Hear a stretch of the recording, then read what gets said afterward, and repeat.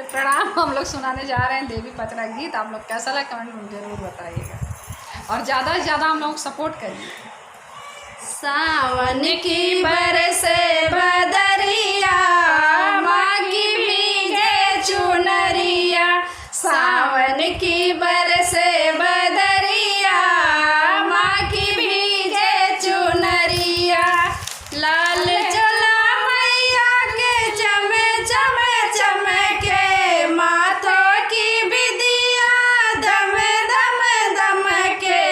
हाथों में झलके मुंदरिया, माँ की भीगे चुनरिया। हाथों में झलके मुंदरिया, माँ की भीगे चुनरिया। सावन की बरसे बदरिया, माँ की भीगे चुनरिया। ऊंचा भवन माँ का ऊंचा डेरा, कैसे चढ़ूं पाँव फिसलेला मेरा।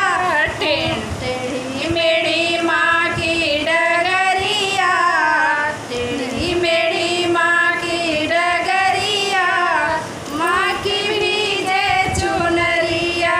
सावन की बरसे बदरिया, माँ की भीगे चुनरिया। काली घटा पानी भर भर के बरसे, माँ झूला झूले मेरा हर तरह से।